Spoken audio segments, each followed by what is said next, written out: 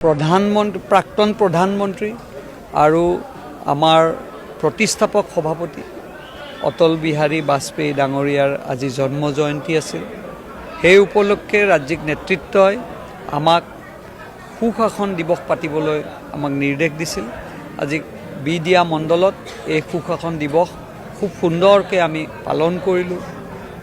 ভাৰতীয় জনতা পাৰ্টিৰ নীতি আদৰ্শ, বাজপেয়ীজী ডাঙৰীয়াৰ নীতি আদৰ্শ আগত ৰাখি আমি কেনেকৈ আগন্তুক যিহেতু সমাগত নিৰ্বাচনত কেনেকৈ আমি আগবাঢ়িব পাৰোঁ তাৰেই কাৰণে আমি সকলোৱে সংকল্পবদ্ধ হৈছোঁ আৰু তেখেতৰ চিন্তাধাৰাত 2026ক লক্ষ্য ৰাখি আমি নতুন ভাৰত, নতুন অসমত যাতে সুশাসন আমি তৈয়াৰ কৰিব পাৰোঁ তাৰে আজি আমি পণ লৈছোঁ।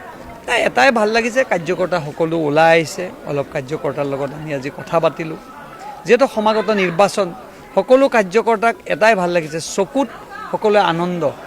26 আকৌ পুনৰবাৰ ভাৰতীয় জনতা পাৰ্টিৰ সপক্ষে কমলপুৰত ৰায়দান দিবলৈ আমাৰ কাৰ্যকৰ্তা অতি আগ্ৰহেৰে সাজু হৈ আছে।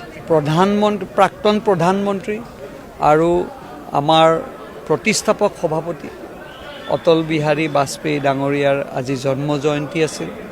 সেই উপলক্ষে ৰাজ্যিক নেতৃত্বই আমাক সুশাসন দিৱস পাতিবলৈ আমাক নিৰ্দেশ দিছিল। আজি বিডিয়া মণ্ডলত এই সুশাসন দিৱস খুব সুন্দৰকৈ আমি পালন কৰিলোঁ।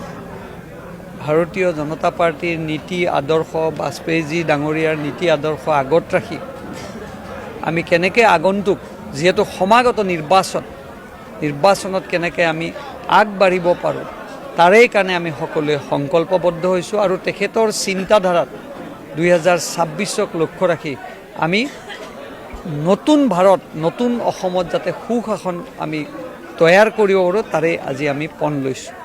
এটাই ভাল লাগিছে, কাৰ্যকৰ্তা সকলো ওলাই আহিছে। অলপ কাৰ্যকৰ্তাৰ লগত আমি আজি কথা পাতিলোঁ।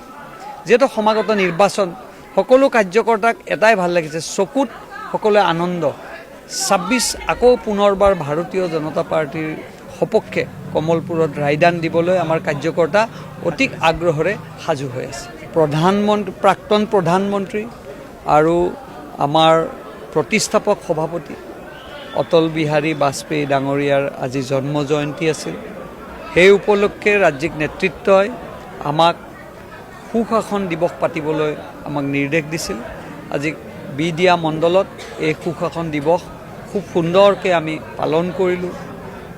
ভাৰতীয় জনতা পাৰ্টিৰ নীতি আদৰ্শ, বাজপেয়ীজী ডাঙৰীয়াৰ নীতি আদৰ্শ আগত ৰাখি আমি কেনেকৈ আগন্তুক যিহেতু সমাগত নিৰ্বাচনত কেনেকৈ আমি আগবাঢ়িব পাৰোঁ তাৰেই কাৰণে আমি সকলোৱে সংকল্পবদ্ধ হৈছোঁ আৰু তেখেতৰ চিন্তাধাৰাত 2026ক লক্ষ্য ৰাখি আমি নতুন